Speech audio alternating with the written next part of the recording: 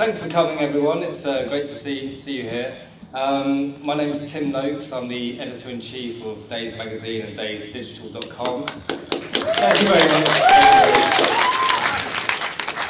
much. It's my great pleasure to have on stage with me today three artists who are working together to create an exciting new dialogue in art and digital culture. Please give a warm welcome to Shia LaBeouf, Nastja Rönkkö and Rönkkö.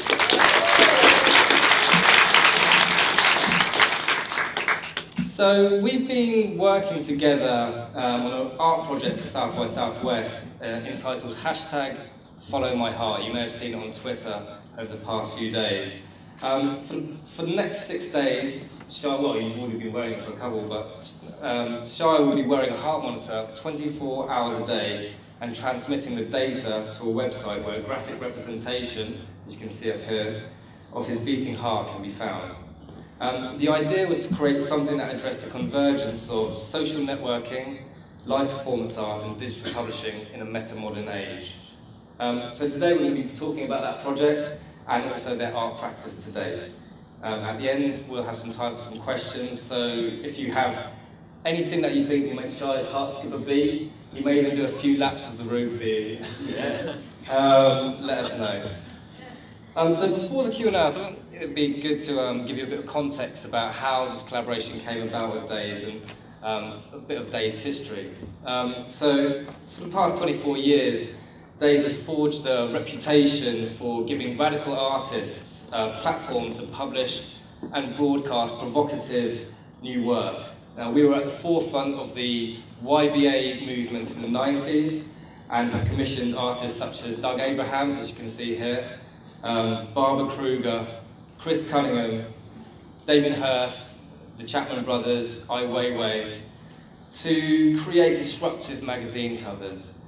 By collaborating with such boundary-pushing visionaries, Dazed has stayed at the cutting edge of pop culture and youth culture. Over the last few years, we've transitioned very much so into a digital-first publisher, and with our website, DazedDigital.com, has grown 500% in the last year alone. Part of this growth can be attributed to giving world-class artists an editorial outlet through which to tell and create original stories without compromise. James Franco, F.K. Twiggs, Jesse Kander, Jeanette Hayes and Maurizio Catalan are just a few of the artists who've created original moving image work for us and art projects. On the 27th of September 2014, one of our writers, Amy Cliff, received an email from someone purporting to be Shia LaBeouf, completely out of the blue, as you do, and it read, "Hello, I'm Shia. If you have any interest, we can start a dialogue. If not, no harm, no foul. I like your point of view." Surprised but very excited, she replied yes, she was indeed interested. And this was later followed up by another email from Shia saying, "I like the idea that we meet in person, with a GoPro photographic record, but no interview. We just look into each other's eyes for an hour, connect on a soul level, and film that as the interview, and keep the words online. So I'm present in the magazine only in words obtained digitally, and online I'm present only through a mute physical presence.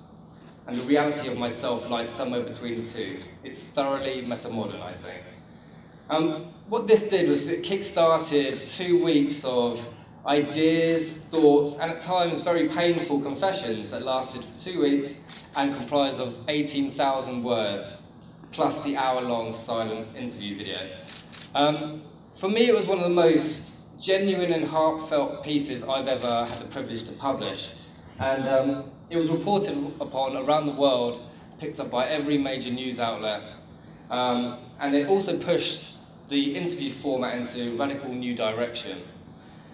So after that, I got into a dialogue with Shia, Nastja and Luke, and we started talking about how to collaborate again, how to evolve the discussion, which brings us here to Texas today. So that's a bit of background on the Dazed story. Now, let's take a look at the meta-modern journey that has led LaBeouf, Rönkkö and Turner to this point. When the seagulls follow the trawler, it is because they think sardines will be thrown into the sea. One of the most beautiful views or a beautiful creation that the planes in the sky have created, but a beautiful message. Start creating. The world is transformed into mere images. Mere images become real beings. Dynamic figments that provide the direct motivations for hypnotic behavior. Shia LaBeouf. This is meditation for narcissists.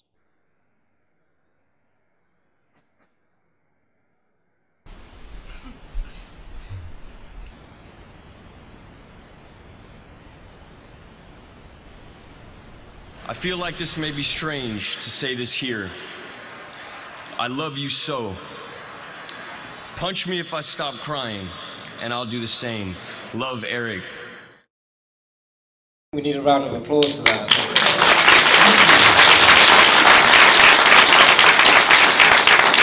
I mean, guys, that's like you've done that all in kind of just over a year. Looking back on that, I mean, how does that make you feel? It's like kind of that's a massive amount of work that you've actually created, and the ripple effect that it's had on the world is pretty significant. How does that make you feel when you see that back, kind of a montage of the work you guys have created together? Liberated. It's extremely liberating for me. I mean, I feel free. Yeah, I mean, it's kind of fun to see all of our voices in that one. And I look at it, I can see my work, and then I can see Luke and Shia. Yeah, I think it's this time, 18 months ago, it feels like we know so much more now. We're enriched by our different practices coming together from the acting world, the performance art world, and kind of taking in digital culture and the common threads between those. It just feels completely natural and organic, and we just click straight away, and it's a beautiful thing, I think. What was your kind of initial kind of thoughts and fears and hopes kind of when Shia first approached you, Luke? Kind of, what did you think about the idea of a collaboration with Shia? It was a bit of fear. So yeah, I did my research as to Shia's history, but the thing that really struck me, Shia's whole history is basically on, you can track it back on YouTube, being, as a kid, you were going on these talk shows, and kind of late night kind of American talk shows are not somewhere you typically get a kind of radical level of honesty and transparency that I think Shia has always shown. So I straight away thought this is someone who has the sensibility of an artist, who always strives for that kind of transparency and to kind of bare one's soul. And so I kind of, once I'd seen that and once I met Shia, it was absolutely, let's do something. We didn't know what direction at all, but it's led, one thing led to another, and it's really interesting, the exploration. It's renewed our excitement for art. What prompted you to get in touch with Luke, Shia? What was the kind of... I was in a pretty shitty situation not too long ago where I really wanted to make a short film, and I was so insecure about my own ideas, so I love Daniel Klaus, and so I took a Daniel Klaus strip called made the movie, this howardcantor.com, and it was shot by shot, frame by frame, word for word, his strip, and I sort of transposed it cinematically and sent it to Cannes. I had a great time making it. It was sort of this, it was like film school, and I never really went to school, so I'm still envious of people who have. So I started making this movie, and it got made a big noise, and it got accepted to Cannes and won an award there. And then, I had to answer for why there was no writer attributed to the work. And I had been online following Kenneth Goldsmith, whose ideas of reappropriation and his postmodern sensibility sort of matched the safety net that I was looking to, take this shit off of my shoulders, So I found this discourse and sort of ran with that until I for a month or so on the internet as sort of my fuel to my attack on authorship and authenticity and originality, until I found that that has a ceiling that is really low and cramped. And so I started reaching out to other people and doing research on different discourses. A person who's never gone to film school or art school and really has been making film since I'm 9 years old. So I'm quite ignorant to the whole thing. And so I tried to link up with people who I thought could implore me to read certain books that they were up on that I didn't know about. And I found Luke through the networks and wrote him a fan letter, basically. I had read this Metamodernist manifesto, which really touched me. And there's certain sentences in there that are like life mottos. Air breeds sense was a big one. And I thought, well, yeah, that's sort of where I'm at. I've learned a lot from these fuck-ups. And throughout my life, in every way. And so I wrote him a letter like, hey man, can we link up? And I was shooting Fury at the time. So I was really a disgusting person. So I don't know how Luke allowed me to sit on his chair, but I mean, I was really in bad shape. And so David Ayer let me leave set and a day that I wasn't working, because I was usually always in the tank. And he was helping me with these tweets, David Ayer was, and knew what was going on, and said, yeah, go meet this guy. So I went and met Luke, and we hit it off. And then Luke introduced me to Nastja, and we hit it off, and it's just been a love affair for a year. And that's basically through the networks I found like a little family to be able to present myself to the world in a way that I couldn't find a vehicle for self-expression in film this way. So that's the gist of it. For everyone here who doesn't really know or is familiar with Metamodernism, is there a quick kind of overview that we can kind of give people about the crux of what it is? I think the sense that a lot of people of our generation feel is that the kind of postmodern discourse that people that maybe went to art school or in the literary world have been reading about and have been discussing for the past 30, 40 years is no longer particularly relevant for where we're at today. We've kind of got past the irony and the kind of cynicism of and the kind of nihilism of postmodernism, perhaps, but we can never get past that. But we want to strive for something more. So metamodernism, kind of the discourse proposes that since around the turn of the millennium, there's been a kind of notable shift towards sincerity, towards striving for something better, towards hope, while retaining everything we learned from postmodernism. And essentially, the metamodern mindset that we perhaps all share today is that our natural mode is to be both sincere and ironic in the same breath. The idea that one doesn't necessarily diminish the other. So is it about embracing extremes, or from one to the other and somewhere in the middle of it all? Well, it's not about finding a middle ground. It's the simultaneity of these two things at once. Which, when you read, someone's Twitter feed, people use hashtags both in a hashtag has utility. It's a very useful thing. It also has an irony to it. Hashtags can be, the punchline to a joke. It has that ironic, but nonetheless useful. It has that utility.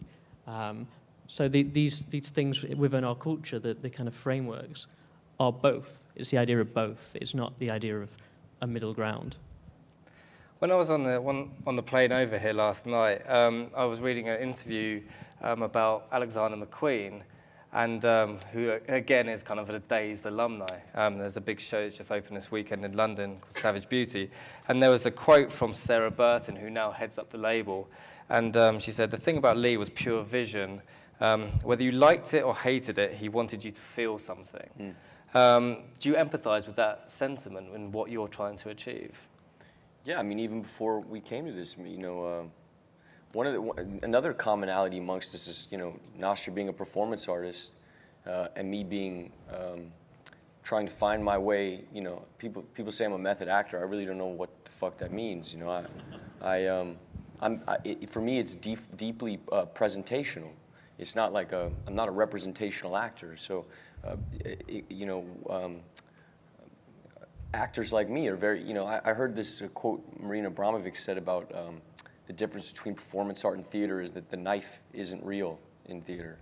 And I think people who work the way that I work make the knife real, you know. And so I think we share a lot of that commonality, that search for truth, and you know, not just in this work, but in any work, and especially for the last 5 years. Yeah, the impetus isn't about scholarship or taste. It really is about connecting and making people feel something here or in this work or in film or in any art. Really, it's really about, you know, feeling. It's all about feeling, I think. I mean, the stuff that I like. I think I'm really interested in emotions and how they're played out in kind of society. So I'm more interested in like why we evoke these emotions in people. I'm not so much, I don't really care if someone likes the work or not. I think that's, for me, that's not the interesting bit. The interesting bit is like why people get angry or why they pick this thing out of the whole work, or, you know, this kind of, I guess maybe more subtle reasons. What about you, Luke? Do you kind of feel that kind of between the love and the hate, and it's somewhere kind of in between, and being able to embrace them both on their own kind of like merit? I guess so. There's something interesting about hate and the hate online. You know, it's where we all started was, I guess, you know, there was such negativity. We took it from a place of negativity. Well, this is the I Am Sorry, which is on the screen. And part of that show, actually, we had these different kind of props that you could take in.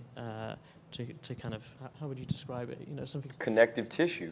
Yeah, really. But one of them was a bowl full of kind of tweets that had been printed out around all vehement, all hatred. Well, it was about maybe 80-90% kind of hate, but there was love. Yeah, but it's also interesting, like how you could use all these objects in a kind of nice way or horrible way, I guess. Like the tweets, like maybe people would read them and not read them to you out loud because they thought they were awful. I mean, they were awful. No, you would see people would read these really painful texts, but you would feel their empathy, and then you'd feel like you had commonality, and it felt like maternal sometimes. You felt like you had this family. Strangers would come in, and it'd be family real quick. You know, it was just like immediate connection. So you felt, at least I felt a lot of love. I mean, I really expected the show to be, and we talked about this constantly. I thought day one, broken nose. You know, day two, I really people going to come in. I mean, reading the hate on the internet. I thought, you know, there was death threats, and I mean, Daniel Klaus is you know, a god in the comic book world, and like his fans wanted to kill me, and I thought, you know, we're in Los Angeles. I'm maybe 6 miles away from Amoeba. You know, they're coming. So I thought for sure I was gonna, somebody was gonna break my nose, but the opposite happened, actually. That never really entered the room. Most of what happened in that room was uplifting and loving and human, and something I had never really felt from strangers. I've never really been in a position to feel that. I've never, you know, as a celebrity, whatever the fuck that means, you know, as a star, you feel very removed and isolated. And I think that's the beauty of this work, is it's trying to chip away at that, and it's reviving my citizenry. I think that's why we kind of thought, what's the most effective yet simple way to do it? I was like, okay, if you are in the same room with a person, I guess you either connect or you don't. But it was very much a private space as well, which makes it so different. People, I guess, behave differently online on or Twitter, even in the line. In the line, it was very different. Yeah, you would, you know, there would be people coming in saying, the 3 guys behind me is going to come in here and beat the shit out of you. They would come in and say that. You know, he's been talking about it for 4 hours, and then I would be sitting there going, oh my God. Were you talking to them? No, I never.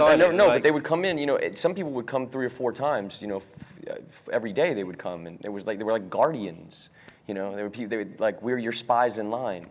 and they would come in and just like sort of inform me on what was happening in the Lord of the Flies situation that was created outside. And they came up with their own rules on how to cut lines and placeholders, and people were camping for other people, and it was like really beautiful.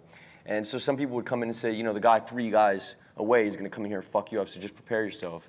And then I'd come in, and that guy would walk into the room with that, and then everything would shift as soon as he saw that I was, you know, as soon as he allowed himself to open up and connect with me on a one-to-one, person-to-person basis, and there was no longer an audience, and that representative that he had been carrying outside and even online sort of disappeared, and his human showed up, and I don't think he expected it either.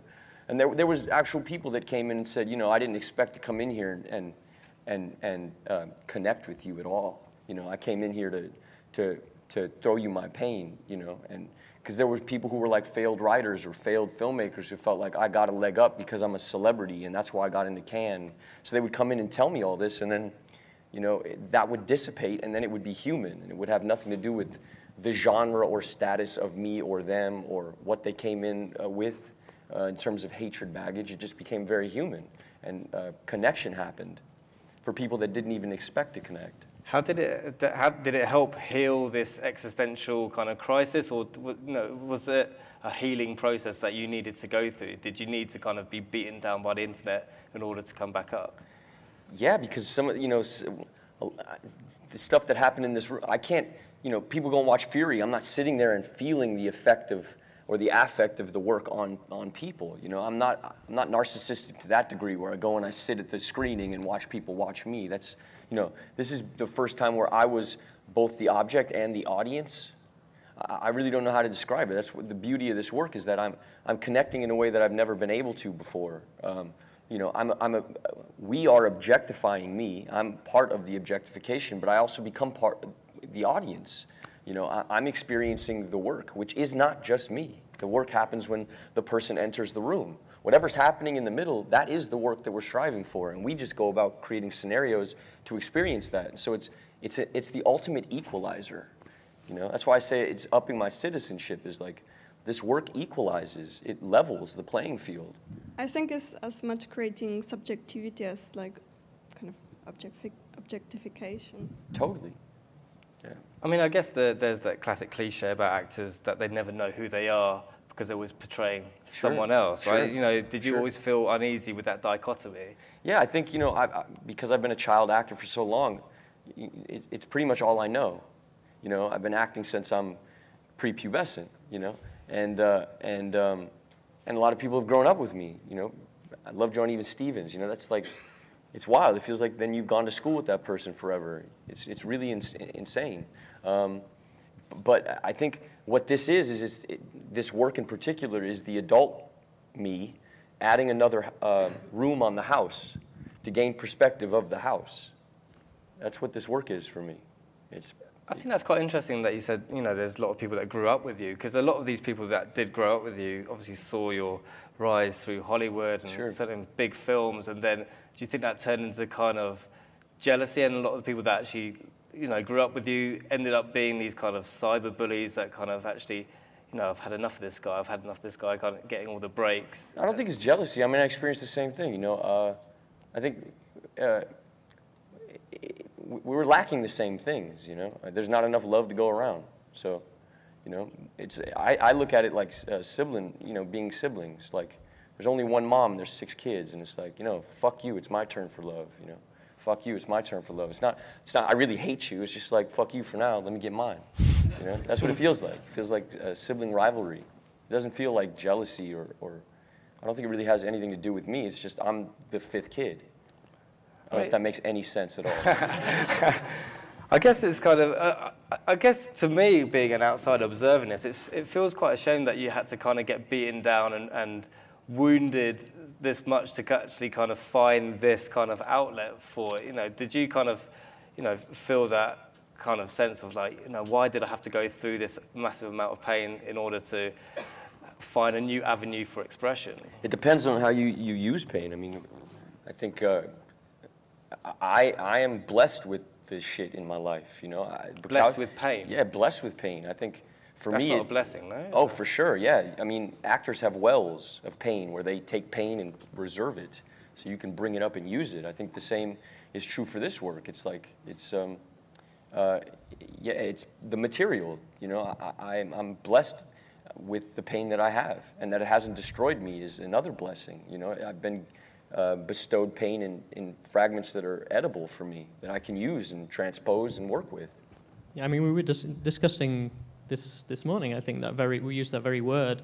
I think being an artist is kind of a necessity to have a kind of almost like an open wound, because you then are able to tap into, you know, your very being, and to question that and to feel the world without.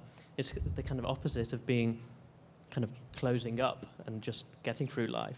I think if you kind of open that wound up, then you have some kind of insight, and it is a double-edged sword, and it can be quite dangerous to be an artist. Yeah. But that's when your work especially is so concerned with emotion, with connection, with a kind of shared vulnerability. I think that's when people come to the show and they expect, maybe they walk in kind of objectifying Shia, but what they're confronted with is the shared vulnerability, and this is what our work highlights. And I agree with what Nastja was saying about, you know, it's not whether the show is good or bad or whatever. It doesn't really register. It's creating that kind of that setup, that shared vulnerability that people who haven't experienced that can't really critique, and it's different for every person. Yeah, I think it's about empathy. Like, you know, we all had pain and different kind of experiences, but I guess it's about how you use them, what you make out of them. It's harnessing the negative and kind of... Yeah, I think very few times I was like, oh my God, I'm so happy, I'm just gonna make work. Like, I don't know, I have this thing, I can't really work so well in summer because I'm so happy when it's sunny. Well, yeah, I mean, that's the classic thing. You need darkness to kind of like create something. I mean, that's where most of the great art comes from. I guess, you know, you've talked a little bit before about martyrdom in art, and kind of, I guess a lot of people called you a bit of a martyr for putting yourself through this, and obviously there was... That wasn't the show. I mean, that wasn't the show at all. Yeah. At all. No, it was the opposite of that. Yeah. This wasn't martyrdom. This was something totally... But that's what a lot of the comment pieces that came out called you kind of like, this is he doing this to become a martyr. I think that came from people who didn't experience the show. Yeah, and I think it's always really complicated with performance art because like to talk about it without the experience, but it's kind of classical problem, I guess. And a lot of people's perceptions of that show came out of the fact that, you know, there were 2 or 3 videos online. I mean, we had a kind of, the only kind of writing we had in the show was a little sign before you went in that said no photography.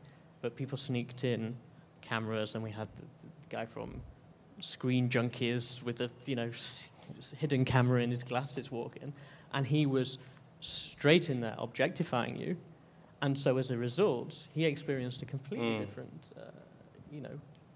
show to someone who, you know, you closed up to him. If someone is objectifying you, the natural reaction is to close up to that, whereas if someone comes in and treats you as an equal and is open and empathetic, then that is mirrored. Yeah, I think there's like, you almost become something like a mirror to people. It's like what they brought in to the room. But I think it's interesting, like how much you can get from, because you didn't talk, like Shia didn't talk, but how much you can get from body language or energy or just like the atmosphere, like everywhere in the world. Like you don't need words necessarily, like to feel that something is not clicking or is hostile or like, you know, that's what friends are, like you really connect somehow. I guess from there you kind of, it started to get a little bit more optimistic from that point, and you know, the works that you've done since, you know, we've had kind of meditation for narcissists, and it seems to be that there's a lot more kind of positivity kind of coming out of I Am Sorry. You seem to have gone through that personal hell, and then it's kind of coming through and, you know, embracing more of a, you know, a fun side to Shia? Is that a kind of a willful kind of projection of where you were going, or is just a natural kind of result of I am sorry to kind of go completely the other way and let's skip rope for an hour rather than kind of... I mean, it was also really site-specific how we developed this, you know. We were working with other artists. We weren't the only artists working in the show. This was Auto Italia, yeah, right? Auto Italia. And so we were working within their context, and this seemed to work for us. Do you remember verbatim what their context was, or what their descriptions of what they needed from us? I mean, the show was. I mean, it was an evening. Was it evening? Yeah, an evening of kind of connecting. I mean, we had I think a Korean. In Korea, they have. I don't know whether anyone's seen this, but they have TV channels that are just or web streams that are just people eating. And people, they have millions of people tuning in, and they have that, you know, people sit down for dinner and have their laptop opposite watching someone else eat. So it's like this shared communal eating, which is, you know, it's a massive phenomenon in Korea. Yeah. And it is that yearning to have this kind of connection. And so, yeah, that was a kind of theme of the show, but also this kind of idea. I mean, there was something that I think we realized in doing this was that exercise, you know, it's just kind of a metaphor for self-improvement, but also it kind of, when you exercise together, kind of in an art context, it brings people together. Well, you did it with the Metamarathon after, and you know, and that's bringing it again to real life, and then you ran around this museum in Amsterdam, a full marathon, right? Mm-hmm. And took it in kind of legs with members of the public who just turned up, didn't know you were going to be there. It was just kind of... We ran together. I mean, I didn't even run the whole thing. I mean, there was people who ran for me. There was people who made me run. There was people who wanted to run with me. There was options. It was sort of a game. We were playing a game with the marathon theme. And there was a marathon running inside the Stedelijk at the same time, a meta-marathon, if you will.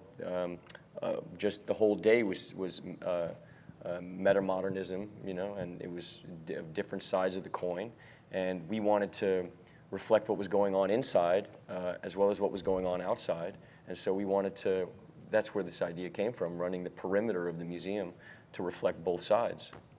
Yeah, I mean, because inside it was a symposium, you know, a very serious academic symposium with speakers like Francis Fukuyama and kind of, you know, analyzing culture, you know, popular culture is in the mix, and you know, the museum, the Stedelijk Museum, is a kind of institute of culture, and the idea that while that is going on, while culture is being analysed and deconstructed, that live culture is encircling the institution. So it works on that kind of as a metaphor, but also as this very physical and very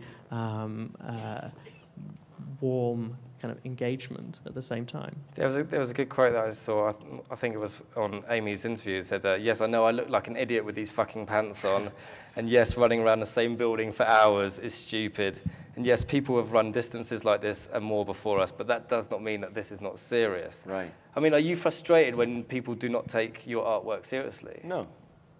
I mean, that's part of it, you know. That's okay too. That's part of it. I can't, Why do you think they don't, though? Is it because you're wearing purple leggings? And Sure, I think there's also this, you know, a certain history of what, you know, a certain kind of art is. But I'm not trying to define what art is or change what art's meaning is. I'm just doing my work because I'm learning to explore myself in doing this. It's changing my relationship to my society. It's us analyzing certain sides of ourselves that I've really never questioned before. It's very cathartic. It's an existential crisis that turned into an existential exploration that I'm benefiting from. So whether it's art or stupid or that's okay. I mean, with me, as long as the benefits keep coming, I really don't give a shit. I hope that doesn't sound bad. another thing that I think is really interesting about your work is how you kind of use the social networks to kind of tease your projects, and kind of you really kind of play with the poetics of kind of the social network. Obviously, here we've got an example from when you were in the Sia video for Elastic Heart, and then after you were part of that, you started kind of teasing with hearts, or like a countdown to when you were at the Grammys. I was just wondering, kind of, how do you see Twitter and social networks as a tool for kind of poetic expression in a way? Well, I think there's a definite kind of poetic rhythm to Twitter that is, and we kind of tweet at the same time every day as well. There's that kind of expectation, and it sets up a rhythm, and it sets up. Yeah, it's like almost the backing track to our work. You know, it's almost the beating heart of, you know, the web is so central to our experience of the world. It is like the structure that underlies everything, and so to use that and to explore the poetics of that, I think, it feels the most natural way to introduce people to our work, and also to set the tone. It also, I think, humanizes me. I mean, some celebrities use their Twitter for totally different ends. I like how egalitarian the internet is, and the fact that we can all have a Twitter and all have the same volume of a voice based on what the content is that we're saying. I like how democratic it is, and that I'm using the same voice that you're using. I love that. You know, again, with the citizenship, this celebrity and citizenship, I like the clashing of the leveling. I like getting rid of that. I like the visa that this provides me within society. We were talking before when we came in here about getting involved with the Sia video and kind of the fallout from that. And you know, because Sia obviously had to come out and make a public statement about kind of defending her art. And I was just wondering if you could explain for everyone what your kind of views on that statement were, because you were so integral to the piece, and it's kind of such a pure expression of art and dance, and for society to put their kind of own kind of reading on it in a very dark, sinister way, it kind of, I don't know, I just wanted to get your take on kind of from the inside of how you felt when you saw it being portrayed in that way. I mean, I think we all approached it from different angles. I remember Sia had approached me and said she wanted to make something, and then we had discussions about what it is that we could possibly come up with, and they know that I love Joseph Beuys, and so they said, well, why not, which is like my favorite art performance, the thing, I like America, America likes me. It's like my favorite performance piece. And I've been very vocal about that with them, and everybody's got their own opinion of Beuys here. Yeah, we were just talking about it over like, these guys were arguing over tacos about it. We argue about everything, in the best way. But so they were like, you know, because I kept saying, we got to do something with this Beuys thing, you know, and they're like, it's not for us. And so, you know, we all have the power of veto in our work.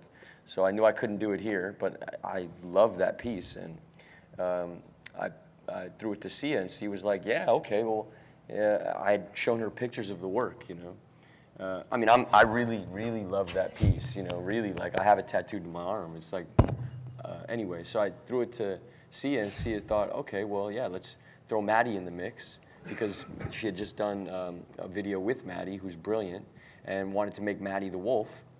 And so we, you know, it went through many iterations before it became what it is.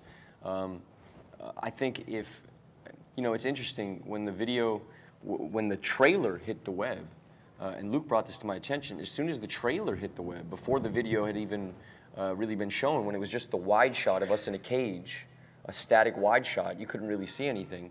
Already on you know, the sites like Just Jared and Perez Hilton were already like putting things over my privates, thinking, you know, assuming that I was nude, and I wasn't. But the assumption and really the goal intended was they wanted to take something that's difficult and make it controversial, because when something's controversial, you never have to deal with the difficulty of a piece of work. To deal with the difficulty of the piece of work is much easier if you just say it's controversial. You can put it in a little controversial box, and then you never have to really deal with the art. You can just say it's controversy. Whereas I don't think it's bad to have difficult work. I think difficult work pushes culture. And I think sites like Just Jared or Perez Hilton, they have their niche in culture. And I just think sometimes when you present something like the Sia video to an audience like that, it's much easier for them to report on it by labeling it controversial or putting a censored sticker on my privates, because then no connection on their part is needed for them to report on the piece. And I think it tells a lot more about our society than the video, and especially like how we see women or girls, or especially how we see young girls, which is like really fucked up. Yeah, yeah, I think if the roles were reversed and it was an older woman with a younger boy, you wouldn't have the same kind of reporting. It would have been a different thing. And do you think the kind of the artwork that preceded this and kind of the media's portrayal of your mental health and state, you know, that fed into, they're just trying to make you into this kind of boogeyman, basically? Well, yeah, I mean, it's part of my narrative, you know. But I don't mind that. I like the mystery of what that does for me and my work in both places. And I think you need a little bit of a touch, a sprinkle of insanity to be a good artist. Definitely be a good actor, because I come from a world where you're really trying to shatter all boundaries and rules in order to find the truth, and you know, it's a bit insane what we're asked to do as actors, which is to get up on stage like this and get naked and turn around really slow and be observed and judged, and you know, I think a bit of trouble is needed. You know, good actors are troublesome, and I think, you know, for me, in finding a way to liquidate that trouble into something that I can manage and use and play with as material, has created a certain idea of what I am in the public, and I think we work with that here, and I work with that there. I think it's part of the material that I'm able to mess with. Gary Oldman plays a therapist in a forthcoming film, Man Down, right? And in my life. And well, this is where I'm going to. I mean, he obviously had kind of dad issues growing up, and Sure. kind of. I mean, would you first of all recommend Gary Oldman as a therapist to anyone? Or? Gary Oldman, he's like family. I love the man. He's, you know, every once in a while, you know, I'll write him and say, I'm done, man, I'm going to school. And he'll write my college recommendation, and he'll send it, and then he'll go, can you also promise me you'll give me a breakfast? So he'll show up at the breakfast with the recommendation letter, and also like an hour-long diatribe of why it's the wrong move. So like he really, we love each other. You know, I love Gary. He's like this. I mean, he's a partner. But is that one of those things where you're kind of, that's what I found so interesting about, because you refer to yourselves as one. It's a hive mind kind of collective that you've got here. And obviously you, when you're working, you go in hard to different kind of film projects. You make those emotional connections, and then it's like a family for, what, 6 months, a year sometimes, and then you're gone, and then it's on to the next. You're always looking for the next family, basically. Is that kind of a route to where kind of the crisis came from in the beginning, where this constant search for? I think the crisis came from just insecurity, just being deeply insecure about my own ideas about the world and myself, and regular, you know, 20-year-old bullshit happening in front of the world. You know, I think, yeah, it's over in 6 months, but every once in a while, you know, a fisherman sees another fisherman from afar, and you go, all right, we're fishermen, you know, like, you know, and then you make a little fisherman club, and Gary's in my little fisherman club, and I think that we're very similar, and have gone through similar things in life, you know. John Hurt's another one who's in the fisherman club, who's gone through some wild shit in his life, and I feel like there's a certain sensibility that some of my favorite actors share. I think even in the beginning of my career, the guys that I looked up to had gone through a bit of shit, you know. I think that sort of builds you and it shapes you. I looked up to those kind of guys, the Gary Oldmans, the Joaquin Phoenixes, you know. I never really looked up to Tom Cruise. There's certain people who are on that path and want to stay really clean, and then there are others who are striving for something else. And I think if you have certain dreams and you're heading in a certain direction, your life will manifest that. And I think my crisis is part of my dream for myself. You said you empathized with Tyler Durden at one point, and in Fight Club because his thoughts on self-actualization and self-discovery. Did you ever discuss this with Brad in the tank? No, we kept it pretty World War II-ish. Yeah. So let's move on to hashtag #FollowMyHeart, and this, as you can see here, is a picture of when you were putting on the heart rate monitor on, when was that? Was that Friday night? This was the night before last. Yeah, Friday. Yeah. Arrival. We all got in. On a rooftop. Yeah, and we were obviously pleased that it works. Yeah. The technology works. So. And it's also so fucking awkward taking Luke hates taking pictures, you know? It's true. And then when he's got to take pictures with me and my shirt's off, it's just so awkward. It's you know? pretty That's why he's smiling for the first time, that's right? just straight awkward right there. That's just so awkward. That's what the humor's from. So, I mean, let's talk about the project. So, can we click on that link and let's see it actually in action. So, if it works, here we go. Yeah, that's right. it. So this is Shia's heartbeat right now, and shall we do a quick demonstration to see that this actually does work? Kind of, if you can kind of like do some press ups or something, or kind of if I run back and forth. like let's see if it actually kind of. Go Shia. Faster, Shia. Come on. Faster. Come on. Let's do this. It's 64 now. Come on. It's 6. Right. Is it going up? Where are we going? 75. What are we at? We're at 100. There you go. There you go. Clap about, we won't run. 143. It's 143. Yeah. That was impressive. Yeah, it's the real deal. So this is, I mean, so let's talk about the kind of conception of this, because we worked with People Keeper to create this technology together. Talk us through the idea behind #FollowMyHeart and what we're seeing and what it means to you all, your collective heart. Can I take a breath? You guys take it. Yeah. I think all of our works, all of our ideas, we don't really know who came up with what, and like we just start talking, and then someone says something, and then someone else says something, and that's how it goes. But like for me, this work is like it's Shia's heart, but also is a heart. So it's like I feel it's a collective heart because it, in a way, could be anyone's, but it's a heart of a public person.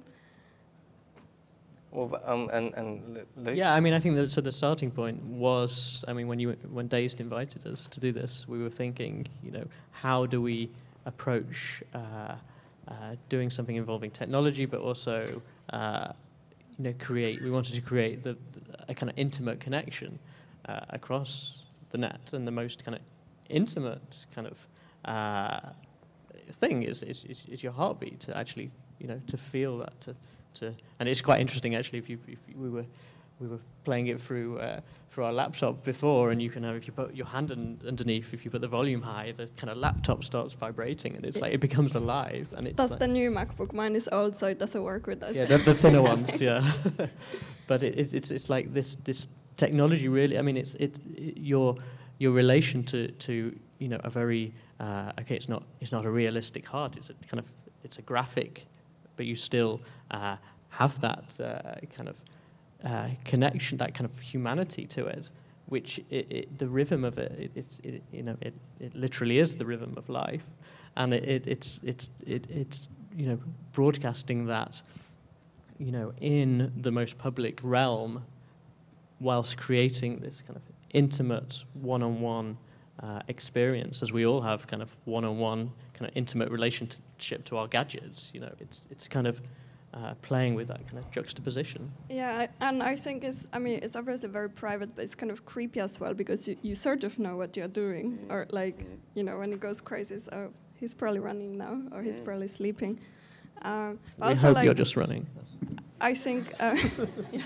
But I think also, you know, heart is the only like, you know, you don't have a symbol for liver or for, I don't know, other organs. So, like, for me, that's interesting about heart. It's such a like massive symbol for feelings and love. And how has it changed your relationship with your heart? You've been wearing it for what, 2 days now? It's kind of, we're sitting here, we can see your heart just beating in our face. You know, that must be that's a new connection for you there. I mean, Sure. how does that change your emotional connection to yourself and to your body? I've actually been much calmer these last 2 days. You know, every time my heart rate will go up, I'll stop and I'll take a pause and I'll breathe and I'll focus on trying to get my heart rate lower numerically. And then I find throughout the day, the more that I do this, the more aware of it that I am, the calmer I am, the better my day is. You know, I'm experiencing the same thing. Some of these comments that I've read online this morning, you know, where people are saying, hey, I've had anxiety issues for years, and every time I pull up your heart, my anxiety goes away. And I've also had panic attacks throughout most of my life, in settings like this, or at work, or, you know, when I was drinking really heavy. And so I haven't really been having that for quite a while, and this is like a constant reminder to sort of stay at a certain numerical place where I find peace. It's the most aware of my breathing, my heart, my food intake, my actions with people and myself. I know that if I get into a situation that's off-putting with somebody, I know my heart rate will spike, which isn't something that I want, or maybe it is. You know, and so it's the most aware I've ever been, which is actually giving me a pause. Even for 3 seconds, it's allowed me this pause of thinking of the effects of action. Whereas before, I'm quite an instinctual person. I shoot from the gut. You know, I'm a straight shooter, and I'm usually making decisions off instinct. Whereas now, it's giving me a pause before I act, which is like really brilliant, you know. And you said something quite revealing the other day when you were, because the heart rate monitor is linked via Bluetooth to your mobile phone, and you'd put your phone on the table and you went into the other room and you quickly came dashing back. I've got to take my phone with me, otherwise my heart will stop. Yeah. And it's like this, Yeah. you kind of almost, you have this umbilical cord, you're tethered to your technology, but it kind of felt like, oh, my actual heart will stop if I don't take my iPhone with me. Sure. Which was But also, like, I was thinking about the networks, and this morning I read this amazing comment, I think it was on Twitter, of a nurse who just wrote, like, I'll never listen to my patient's heart beats the same way again. And, like, this is the kind of thing that you can get through, like, with internet, I guess. It's also made me aware of other people's hearts, heart rates.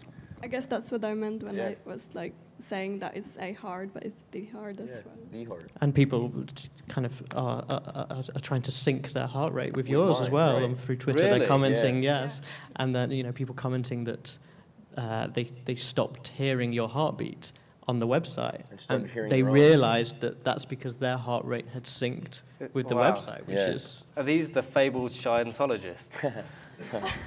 No, I think that's like three little cute girls somewhere who've been doing. You know what they're doing right now. Yeah, well, I don't. That run around the room just screwed them up right there. Maybe, tripping out.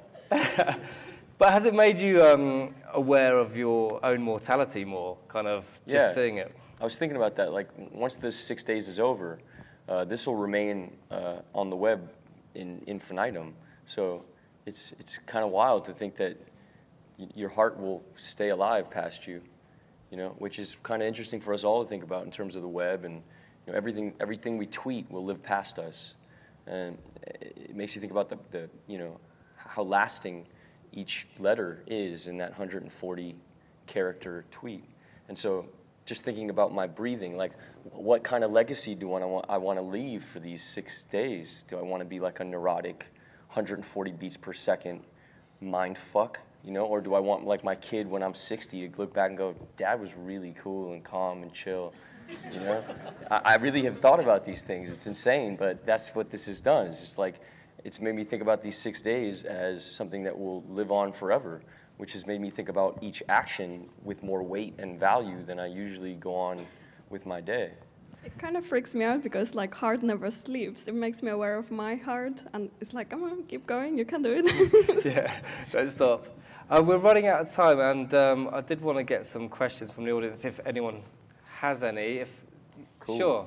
Hey. Good afternoon. How are you? Hello, good afternoon. Hi. As a creative, I often struggle with inspiration and distributing it evenly between projects. Do you ever consider yourselves unevenly distributing your inspirations, or do you mostly want to focus them on like one thing and getting that one thing done? I think we're always concentrating on the project in hand, I guess. We try, I mean, we do have a few different things going on at the same time, but yeah, I think most artists I know are always interested in what comes next, and and then once you've finished a project, you kind of you feel that you've kind of evolved past that, but you're kind of quite single-minded. But as a collective of 3 people, that really focuses your attention because you're all working towards one thing. And being part of a kind of collective is it's the dream kind of situation. I definitely recommend it. It takes the kind of anxiety out of being a creative, maybe. I don't know whether does that answer your question? Did that get it? Yeah, it was great. Thank you. All right, cool. Thanks. Any more? Hey. Hello. I would love to know what you're intrinsically motivated by and how that's changed over time. In life? Mm-hmm. I'd like to be involved in work that makes people feel something, in all my work. And that has social value. I've made work that doesn't, and that doesn't feel great, and then you have to live with it. Yeah, things that I'm not trying to, I know I can't single-handedly save the world, but I'd like to try. You've done it a couple of times, haven't you? Yeah, but, in a real way. Cool, thank you. We've got only a minute left. We've got a few from Twitter and Facebook as well. This is from Christine Marie 413, unusual surname. What would be your advice to someone who has come to a similar epiphany or seems lost or misunderstood in the moment? Start creating. Like that, on brand. But yeah, start collaborating. Find like-minded people, artists. It's the best way out of your kind of block, or if you're in a rut. People. Shared experience is the answer. Sometimes I do this way, that I just think no one will ever see this work, and then I make the work, and that kind of helps. You just think, what do you really want to do? And then I guess, do it. And if it's really bad, just never show it to anyone. And one last question. This is from Melissa with an emoticon, thunder / would you rather be remembered as an actor who does modern art, or a modern artist who acts, or simply an artist? Yeah, an artist. Great. Well, there you go, Melissa, artist. So thank you, everyone. Let's give a round of applause to Shia, Nastja, and Lou.